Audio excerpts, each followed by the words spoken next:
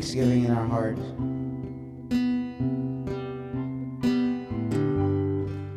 Dear Lord, we remember all the challenges and trials that we faced this week, Lord God, and how you pulled us through it, Lord Jesus. This wonderful morning, Lord God, we just give you everything, Lord Jesus. We surrender everything to you. May you just help us and guide us as we worship you and as we hear your word, Lord God. Speak into our hearts and give us the lessons and the wisdom that we need for this coming week. Lord, I pray that you bless each and every one of us and our loved ones. We thank you, Lord God, for the opportunity that you've given us to just be here, be present with your presence, Lord God. So this morning, Lord, help us and bless us. We love you, Lord Jesus. In Jesus' name we pray. Everyone say amen.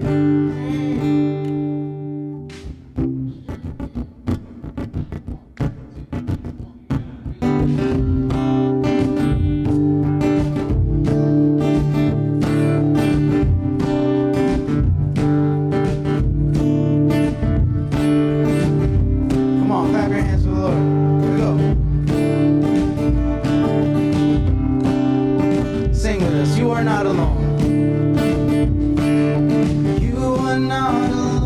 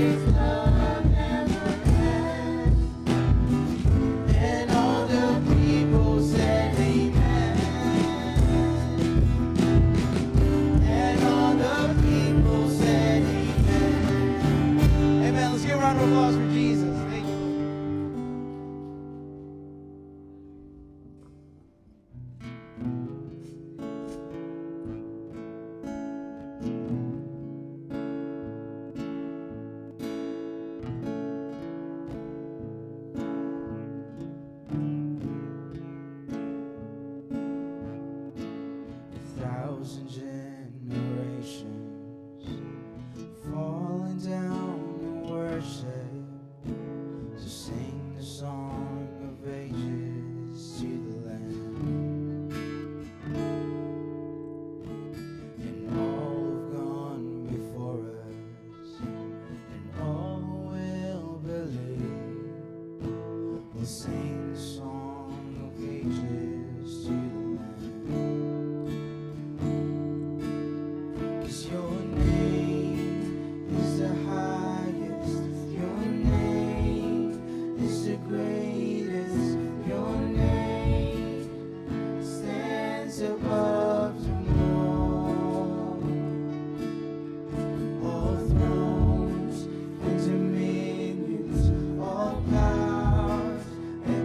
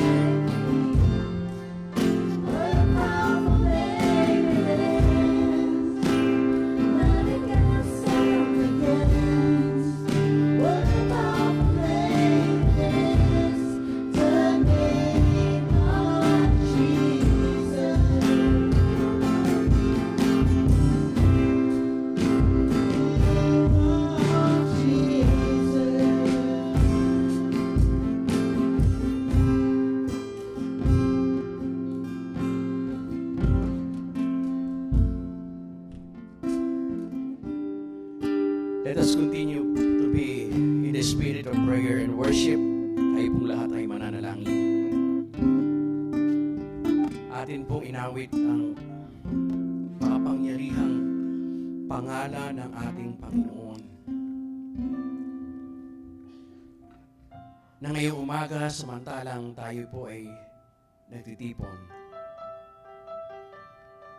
atin pong tinatawag ang pangalan ng Diyos pangalan na kanyang ipinagkatiwala at ipinagkaloob upang tayo pong lahat ay makalapit sa Ama. Ang pangalan ni Jesus, the powerful name of Jesus. At ngayon pong umaga, samantalang tayo'y mananalangin, hinihiling ko po na unahin natin lahat. Napasalamatan ng Diyos sa lahat ng biyaya ang atin pong tinanggap mula sa Kanya. Sa lahat po ng mga pagkakataon, opportunities, mga blessings na atin pong tinanggap. Ay man pong laki o lawak ng mga ito, nais po natin magpasalamat sa Diyos. For the Lord has provided everything for His people. And the Lord will continue to provide as His people becomes more and more close to Him and acknowledge His goodness. For the Lord has promised, ask, and ye shall receive, knock, and the door will be open to you. Seek, and you shall find. Panginoong Diyos, sa mga ito, kami po'y lumalapit sa iyo na may pasalamat sa lahat ng mga biyayang walang sawa mo pong pinagkakaloob sa amin. Tunay nga po na sa umagang ito, samantalang kami pinagkakatipon, iniisa-isa po namin sa aming isip at puso ang mga biyayang amin po natanggap na. At gayon din po, Panginoon, ang mga biyayang amin pang tatanggapin. May mga nangyayari, Panginoon, na minsan ay hindi po namin naasahan. Minsan ay kami nasasaktan, nabibigo.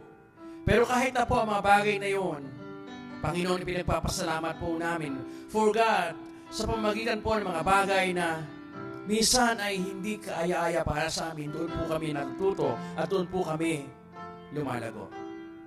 Kaya Panginoon, sa dulo po ng lahat, we are so thankful and we worship and praise you for all the blessings that we have received from you. Kaya din po, Panginoon, sa umagang ito, sama-sama po kami lumalapit sa iyo for those who are in need. Sila po'y maaaring bahagi ng aming pamilya.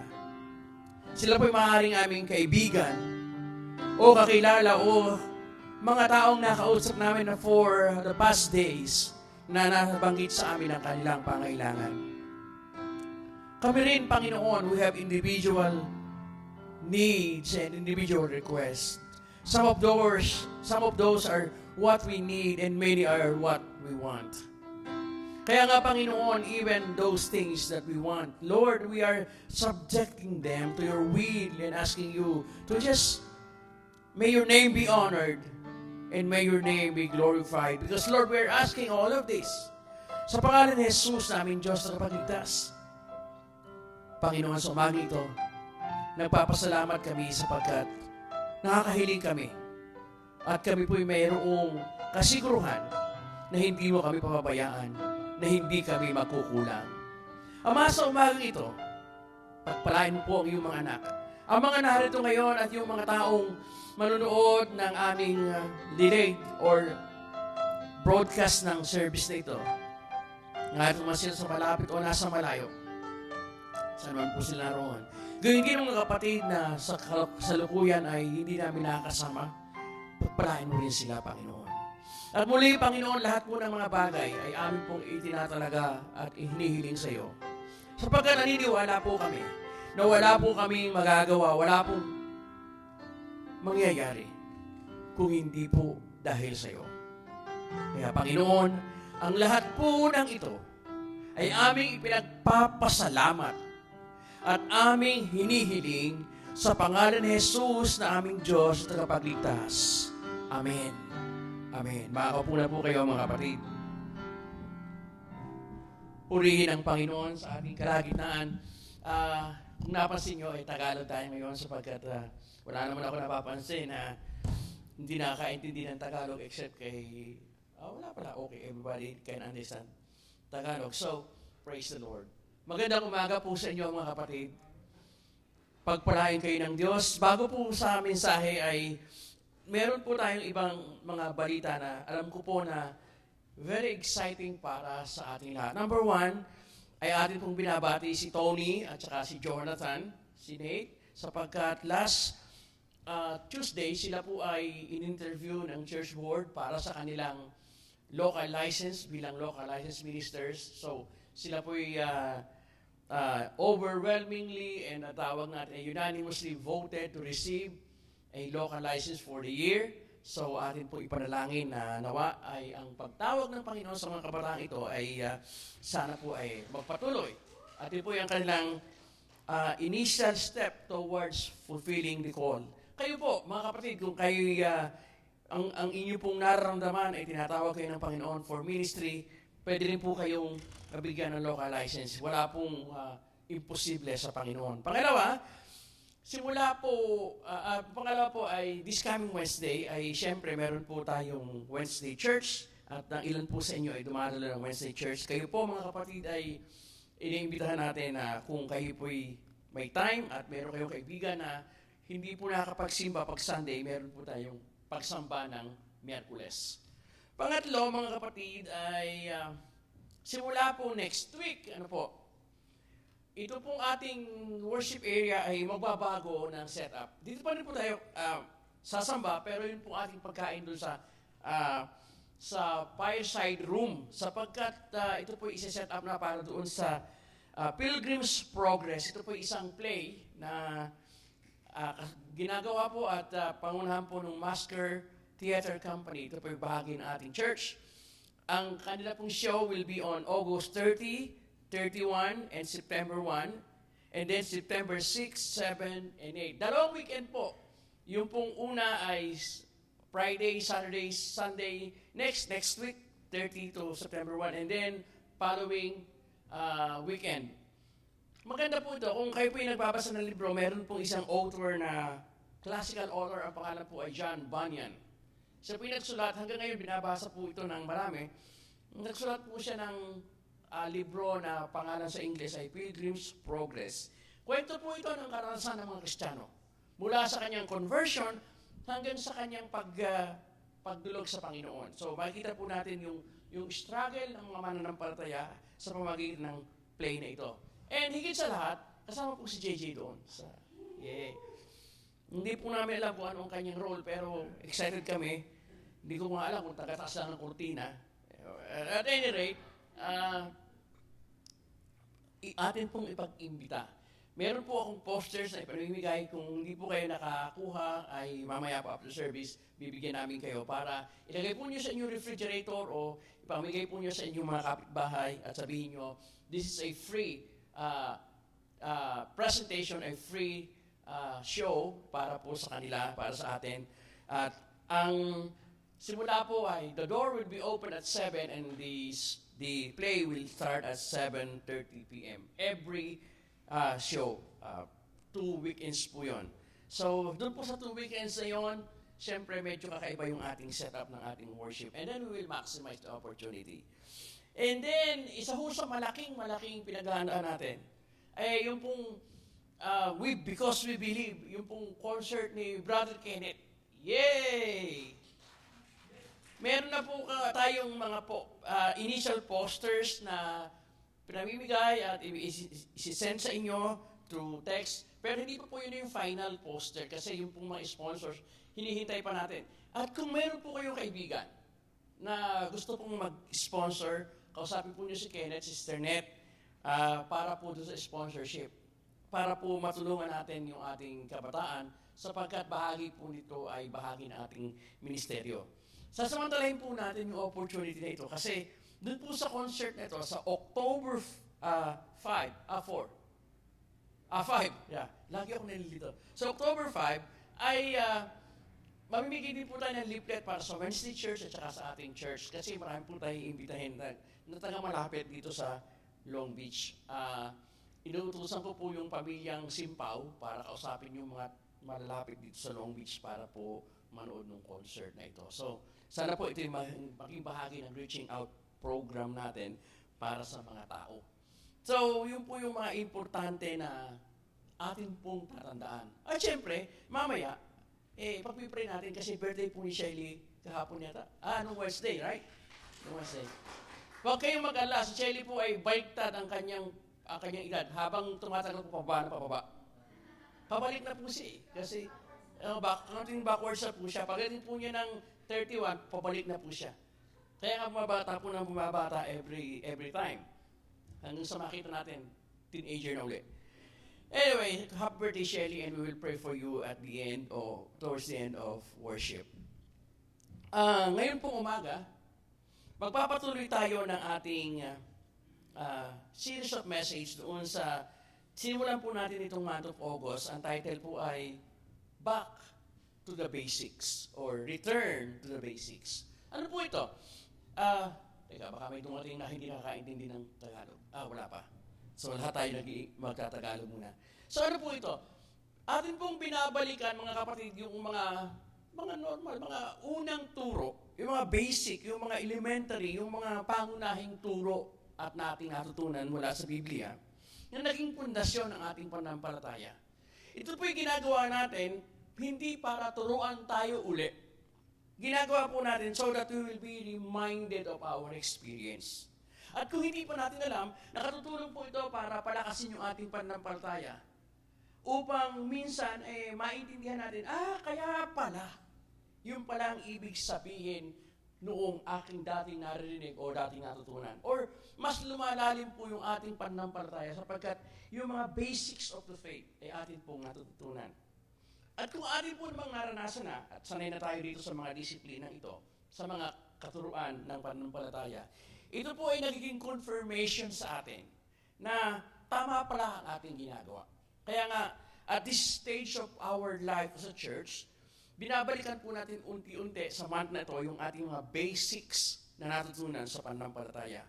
Halimbawa, noon pong unang linggo ng August, pinag-usapan po natin ano ba yung ibig sabihin ng salitang born again. At nilinaw po natin na hindi ito ay pagsapi sa bagong relihiyon. It is not a mere joining a new religion. Ang conclusion po natin, yung born again is a special spiritual experience. Karanasan ng pananampalataya na ating ipinagkakaloob ang ating sarili sa Panginoon. At nagkakaroon po tayo ng tinatawag na spiritual renewal.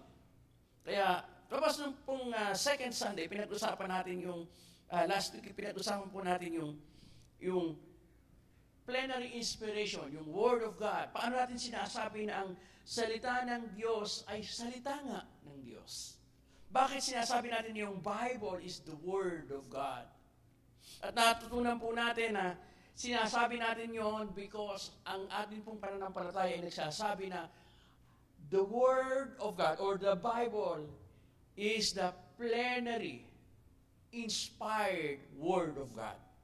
Ibig sabihin, yung inspirasyon ay pinagkaloob ng Diyos sa mga taong sumulat ng kwento ng Biblia upang ang mensahe ng Diyos ay maiparating niya. Kasi importante na hindi natin ginagamit yung Bible na parang anting-anting o agimat. Hindi yung physical Bible yung makapangyarihan, kundi yung mensahe ng salita ng Diyos na andoon sa Biblia at yun yung inspired Word of God. Kaya hindi ito naluluma.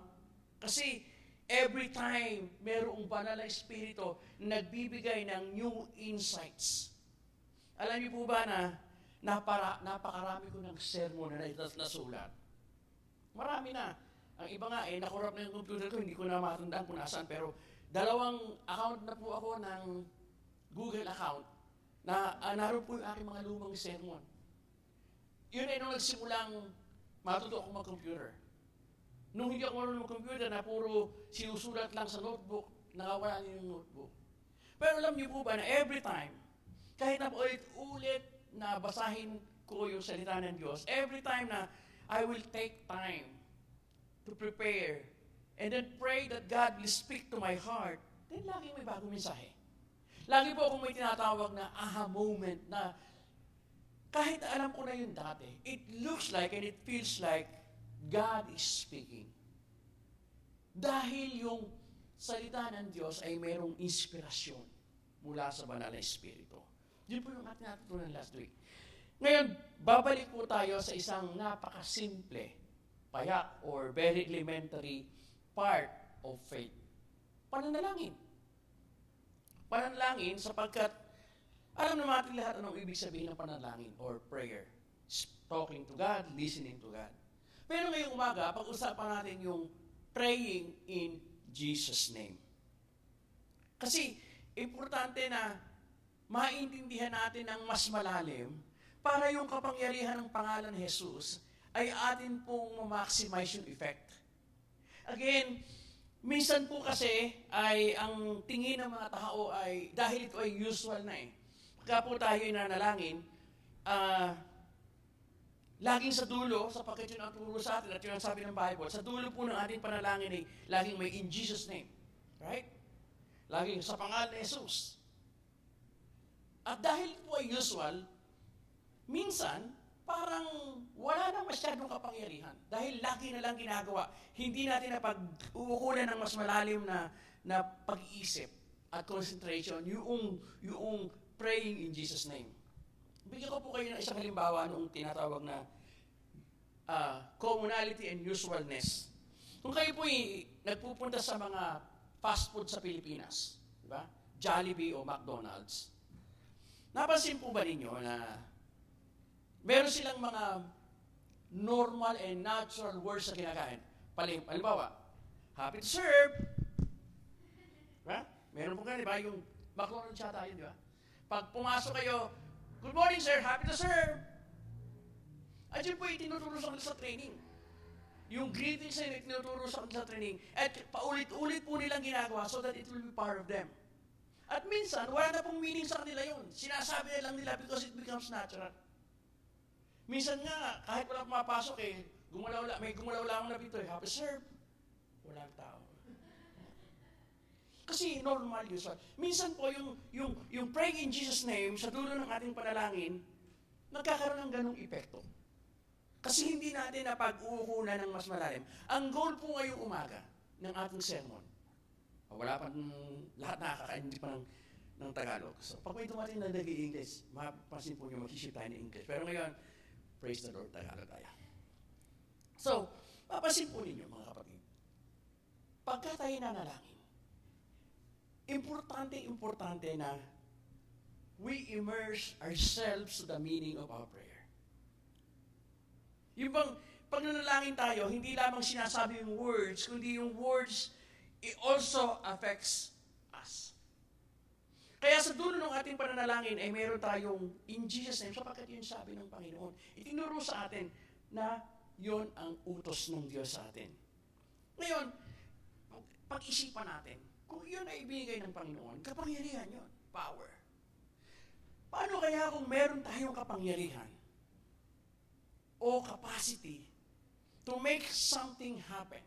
When God, kung ang Diyos ay nag-iwan sa atin ng kapangyarihan na will make things happen. Kung kayo mahilig sa movie, meron dalawang movie na ang isa ay Ivan Almighty at saka yung isa ay Bruce Almighty. Right? Yung Bruce Almighty si Jim Carrey yun. Reporter. Pagod na po siya at bagod na bagod siya ng trabaho, hindi siya napupromote. Hinamon niya ang Diyos na kung pwede mangyari yung mga gusto niya. Binigyan siya ng pagkakataon na maging Diyos for some time. Naku, anong nangyari? Dahil hindi niya ma-handle yung kapangyarihan, lahat ng humihiling, pinagbibigyan niya. Kasi may kapangyarihan siya.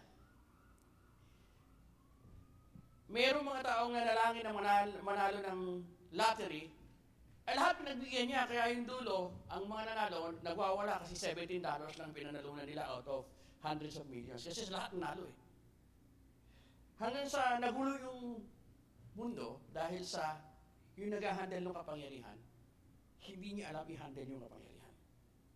Alam niyo po ba na binigyan tayo ng Panginoon ng kapangyarihan to make things happen so that things will be possible. Pero yung kapangyarihan na yun, importante na ma-handle natin according to the will of God. Kaya nga nung ibigay niya ang pangalan ni Jesus so that we can ask anything. Hindi lamang ibinigay ito for the purpose of us exercising the power, but also learning to exercise power. Dalawang bagay po yung sinabi ko. Exercising power and learning how to exercise power. Yun po ang ating pagtitingnan. So, text natin. John chapter 12, verse 12 to 14. Sabi po ng Bible, very truly, I tell you, whoever believes in me will do the works I have been doing, and they will do even greater things than these, because I am going to the Father. And I will do whatever you ask in my name, so that the Father may be glorified in the Son. You may ask me for anything in my name, and I will do it. Hindi po magsisinungaling ang salita ng Diyos. Yun yung sabi niya. You can ask anything in my name and I will do it. Kapangyarihan yun. Parang level ni Bruce Almighty. Parang level of that anything is possible if we will only know and learn how to maximize and handle the power of Jesus' name. At anong ibig sabihin nito para sa atin? Ngayon, yung background po kasi ng text, para hindi tayo maligaw, importante na binasa natin yung buong text ng chapter 14. Kasi, pag tayo nag-aaral ng Bible, importante yung context para hindi natin minimisinterpret yung salita ng Diyos. Okay? Ito pong context kasi, nag-uusap sila, nagtuturo ang Panginoon. And then, si Thomas, sabi niya, Teacher, show us the Father. And then, nagsimula po ang Panginoon sa teaching na sinasabi niya, ako at ang Ama ay isa, I and the Father. If you have seen me, you have seen the Father. At sa dulo po noong kanyang pagtuturo, sinabi niya yung kapangyarihan na pinagkaloob sa kanya ng Ama at yung purpose ng kapangyarihan. Ang kapangyarihan ay the Lord or the Father has given him all authority, and then those people who believe in him can use his name to handle or to have the same authority. And then, the purpose of that power is that the Father will be glorified. So, mamaya po sa dulo nito ay matunghayan natin anong ibig sabihin nun. Pero papansinin po ninyo, wala pong limitasyon eh. There is no limitation. The context, the Lord said, sabi po niya, and I will do anything or whatever you ask in my name, so that the Father may be glorified in the Son.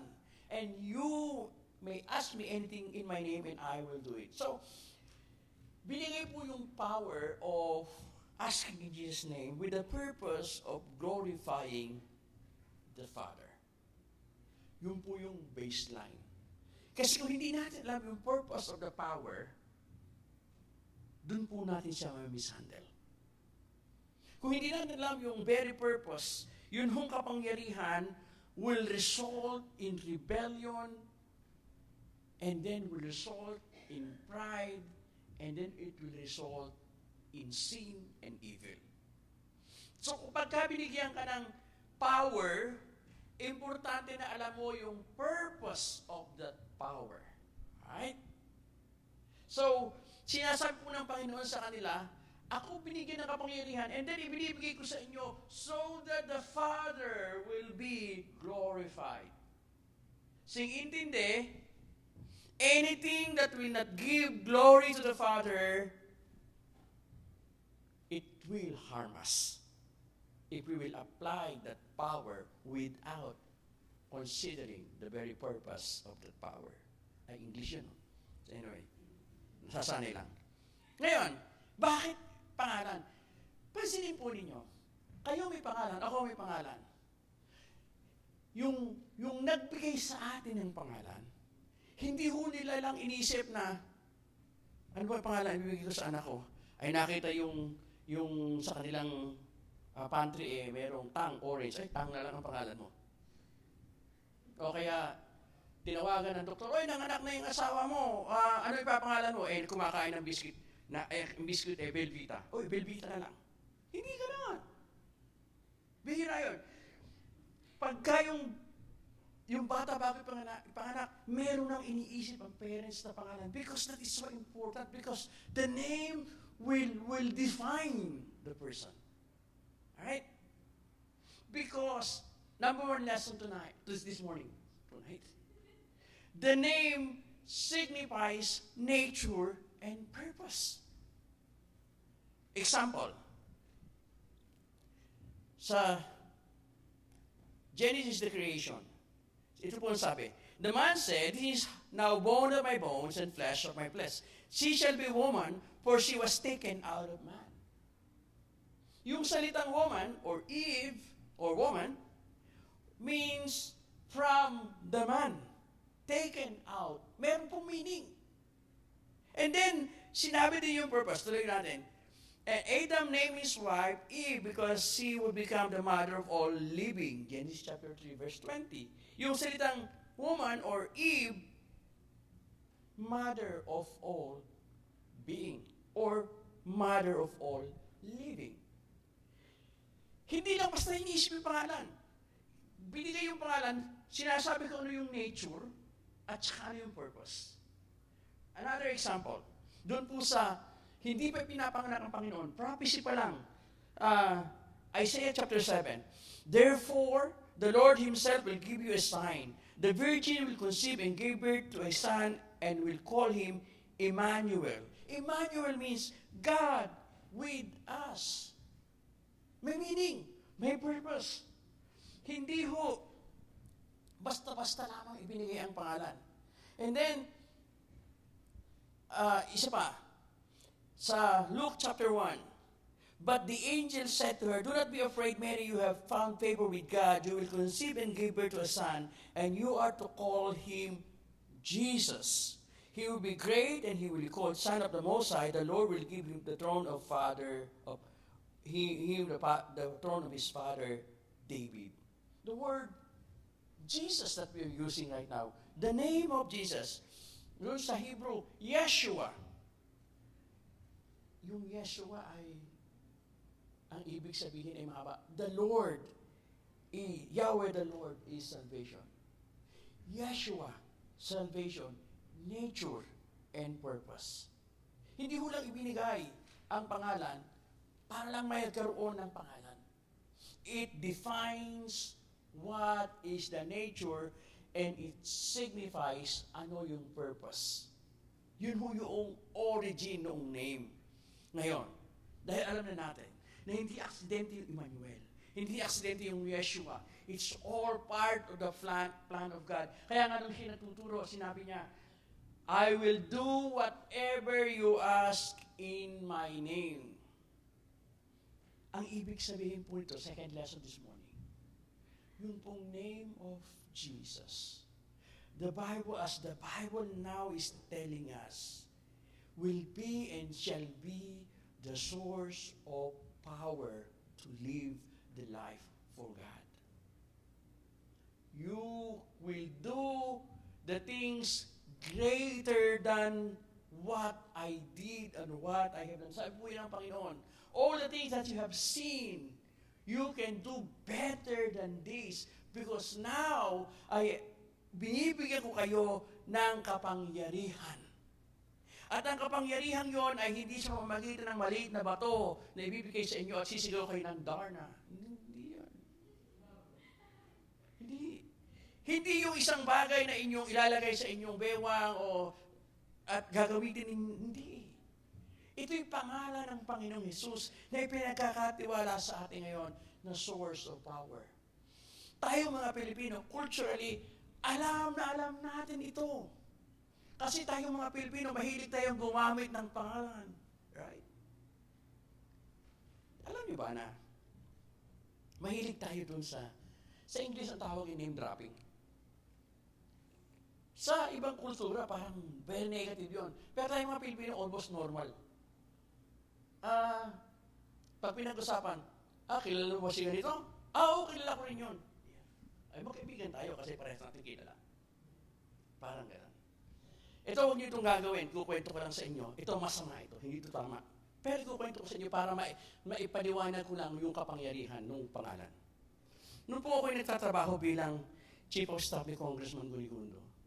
Sa Pilipinas kasi, alam natin to, yung hindi mo pwedeng gamitin ang kotse mo araw-araw.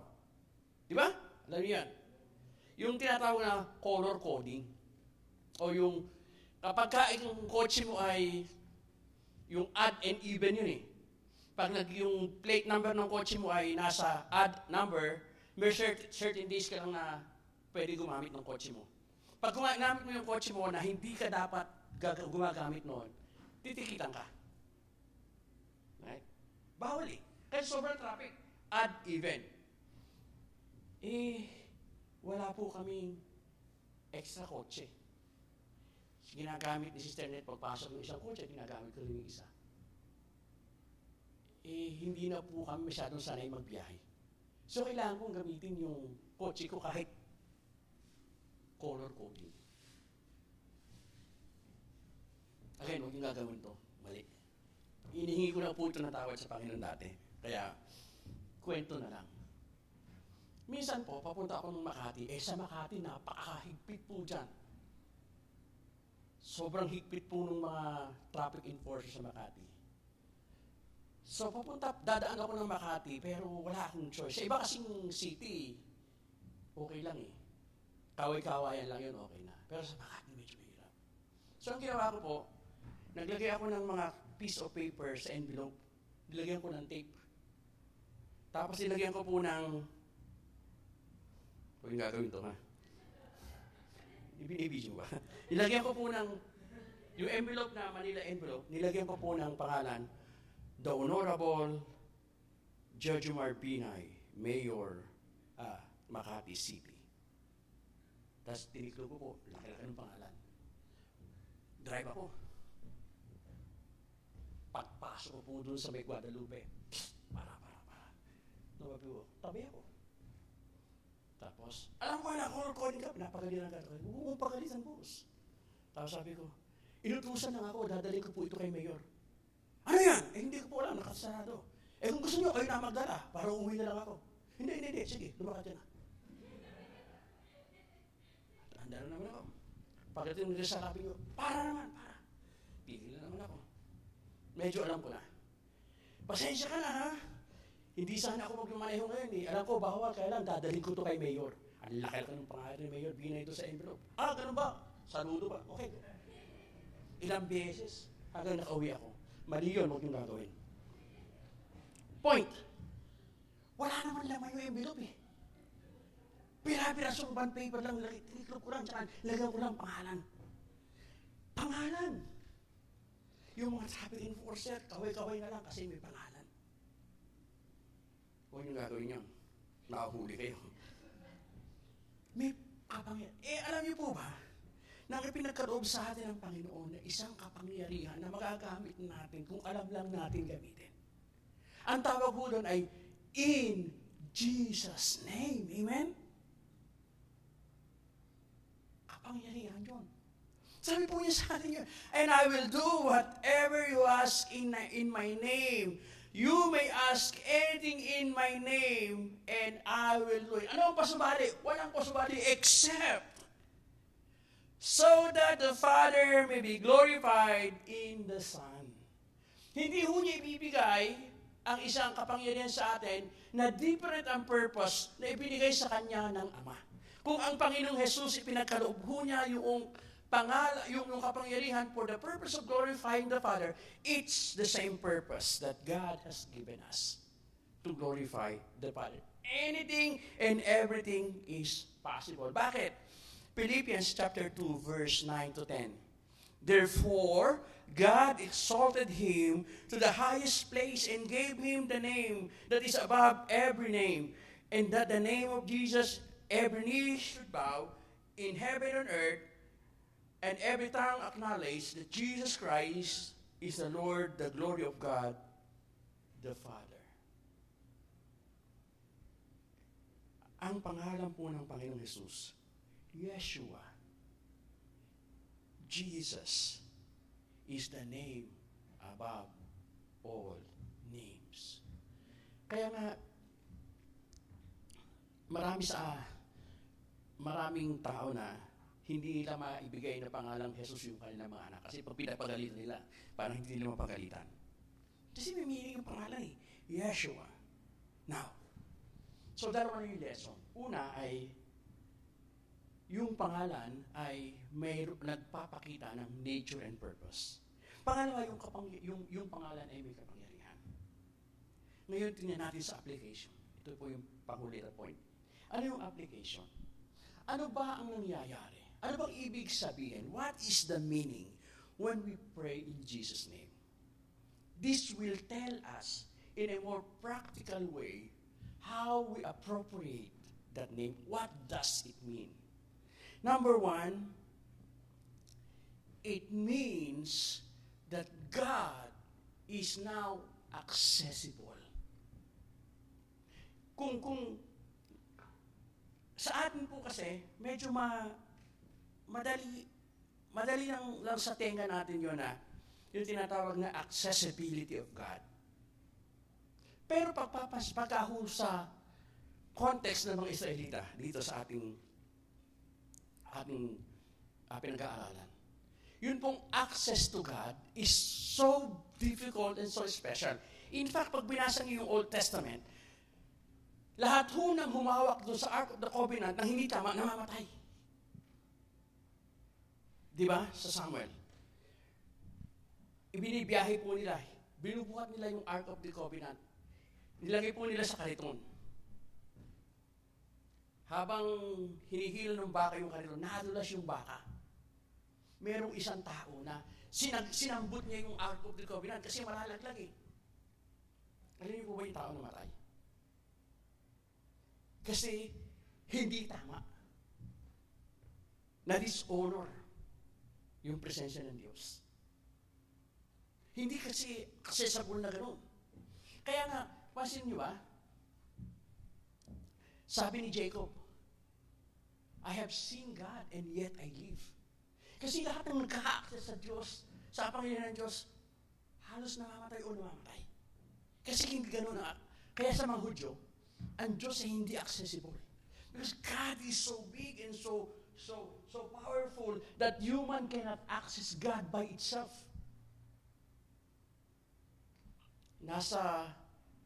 Kwento ko lang, kahapon po naroon kami sa bar mitzvah ng kaibigan, Brother Art. Nasa Jewish temple kami. Paulit-ulit mo nilang binabanggit ang pangalan ng Diyos. Pero ang salita po na ginagamit nila ay Adonai. Kasi hindi sila maka-access doon sa real name of God. Pero tayo, mga kapatid, we can access God. Kasi binigyan tayo ng passes ng access. Ang binigyan sa atin access ay Jesus' name. God becomes accessible. Therefore, we can pray and ask, and we can seek God, and God can be found. God is no longer an anonymous God. God is no longer just a spirit. God is no longer just a power. Because God becomes a person in the name of Jesus, in the presence and person of Jesus. So, ibig sabihin, nung binigyan tayo ng kapangyarihan to pray in Jesus' name, we can access the presence and the power of God Himself. So, walang imposible doon. Kasi meron tayong access sa Diyos. Dati-rati sa Old Testament, sa ibang religion o sa ibang pananampalataya, hindi yun pwedeng mangyari because God is so powerful that human cannot access God. Because sa atin po mga kapatid, ngayon sa atin, we can just talk to the Lord and we can access God. Yun po ang importante. Ngayon, kung may access ka sa Diyos, kung may kapangyarihan ka, and God has made it available for you, ano ang requirement? Kasi, pag hindi natin alam yung requirement, una-una, baka ma-misuse natin o hindi maging effective. Kung magkamali tayo, nawawala yung power. O kung magkamali tayo, pwede rin ma-abuse yung power. So, basahin natin yung verse 12. So, alam natin yung access, no? Verse 12. Very truly I tell you, whoever believes in me will do the works I have been doing, and they will do even greater things than this, because I am going to the Father. The Lord is talking about when He left, pag alis niya, pag naroon siya sa Ama. Pero meron siyang binanggit dito. Very truly I tell you, whoever believes in me. So, oo, meron kang access. Oo, magagamit mo yun. Pero yung kapangyarihan na yun, magagamit mo lamang kung ikaw ay tunay na nananampalataya sa Panginoon. At ang basis ng ating pananampalataya ay yung ating relasyon sa Panginoon. Therefore, kung wala kang tunay na relasyon sa Panginoon, the name of Jesus is just a praise. Salita lang. Walang kapangyarihan.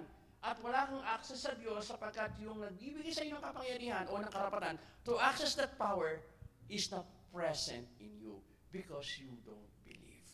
Because you don't have a relationship with God. Because you don't know God. So, ang tanungan, dalawa. Una, tanggapin natin mga kapatid na may kapangyarihan na bigay ang Diyos. At yun ay available sa'yo even tonight, even today. Magagamit mo. Pero ang una mong i-determine ano bang purpose? Bakit ko gagamitin?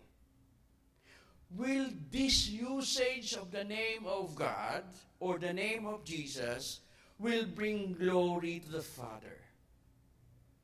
Kayo po ang sasagot noon. Ang Espiritu ninyo at ang Espiritu ng Diyos will communicate and the two of you, God and you, will determine whether it will bring glory to God. Right?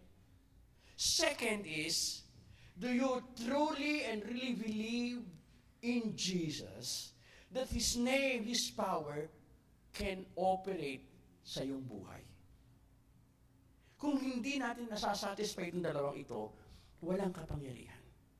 Pero kung alam natin ang dalawang ito, meron tayong kapangyarihan. So ngayong umaga, magtatapos tayo sa ganito. Basic na naman. God has given us the power.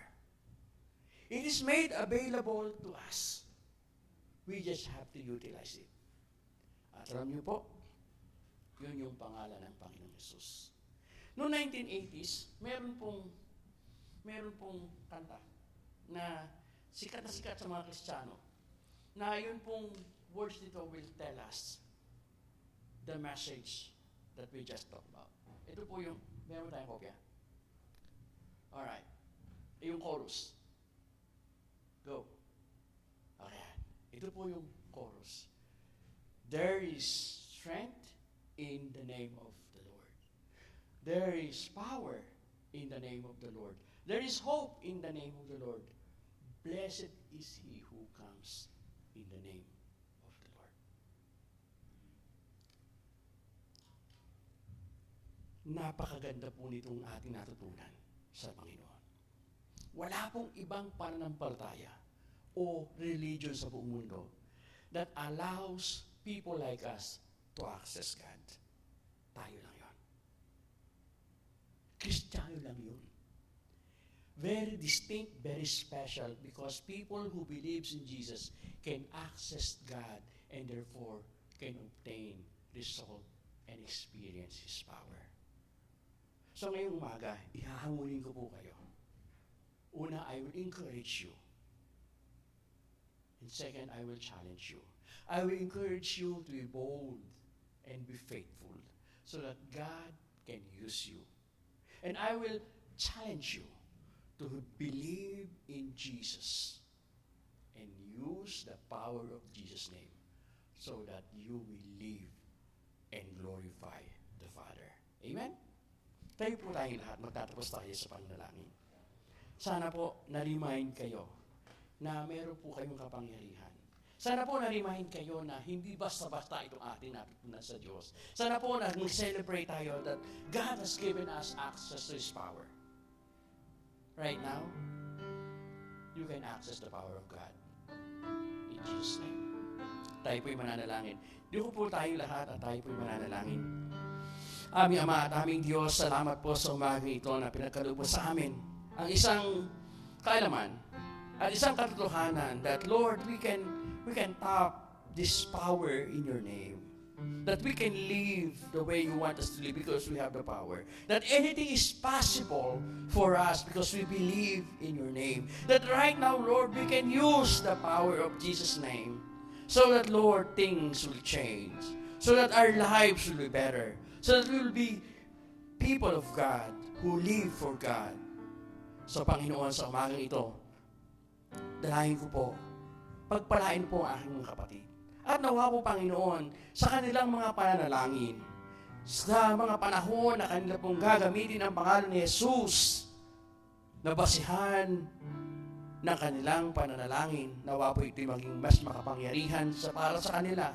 Higit pa sa kanilang unang naranasan, patuloy mo po silang gabayan at pagpalain. Panginoon, patunayan mo po sa aking mga kapatid ang kapangyarihan mo sa pamamagitan ng iyong pangalan. And Lord, ano man po ang hinihiling ng aking mga kapatid na narito ngayon, ano man po yun, Panginoon, Lord, hinihiling po namin ito sa pangalan ni Jesus. And we are accessing your power because we know who is this Jesus. Salamat po, Panginoon, sa umaking ito. At sa pamamagitan po ng aming sama-samang pananalangin sa pangalan ni Jesus, amin po kiniklaim, Panginoon, ang tugon mo sa aming mga panalangin. At sa aming pagtatapos, sa aming patuloy na fellowship after service, samahan mo po kami. At sa aming pagkakaloob sa pagtatapos ng service na ito, dalangin po namin, Panginoon, patuloy mo kaming pagpalain. Salamat po, Ama. Salamat po sa iyong pagpapala. At ang lahat po ay ininadalangin namin at iniaasa sa pangalan ni Jesus. Sa pangalan ni Jesus. Amen. Amen. Praise God. Tapusin po natin. Tawagin natin si Shelly. Okay, let's sing happy birthday. Our service done. Mag-pray po tayo. Okay. Mr. Sing.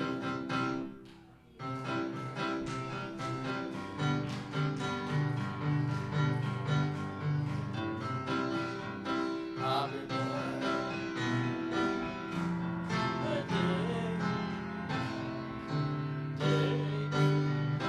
One more.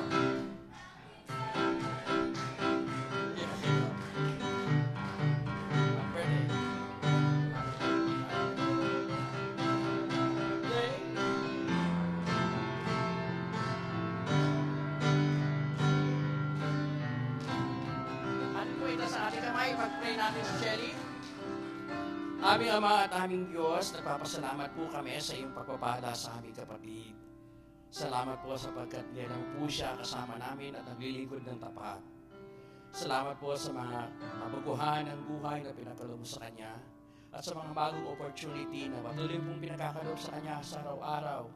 At dalangin ko po, Panginoon, dalangin ko po na patuloy mong ipagkaloob sa Kanyang kahilingan, na Kanyang puso, at ang minimiti ng Kanyang kaisipan. I pray, O God, na patuloy mo siyang pagpapalain sa araw-araw. Patuloy mo siyang tatawagin, palapit sa iyo, at gagamitin ang Kanyang talento para paglingkuran ka. Panginoon, siya po ay iyong anak, iyong minamahal, at danahin ko po, Panginoon, sa pagpatuloy niya sa paglingkod, pagkakaluban mo siya ng higit pa sa Kanyang hinihiling. Pagpalain po ang aming kapatid. Dalangin ko po, Panginoon, na ingatan mo siya araw-araw at ibuhos sa Kanya ang pagpapala na Kanyang hinihiling. Patuloy po siyang ingatan, palakasin, gawing kasangkapan ng iyong biyaya. Maraming pong salamat, Ama, sa pangalan ni Jesus, sa pangalan ni Jesus. Amen. Happy birthday! Happy birthday! Alright. Now, pagtatapos po tayo, I invite you now to just drop your offering and let me give the benediction. And now may the grace of God, the love of the Father, salvation of the Son, be with you all, now and forever. In Jesus' name, amen. Feel free to give your free offering and your tithes right now. God bless you all. Happy birthday, Shelly, again. Sorry, yun po aming nilutong special spaghetti na iwan namin. We were not able to bring that, so whatever we have.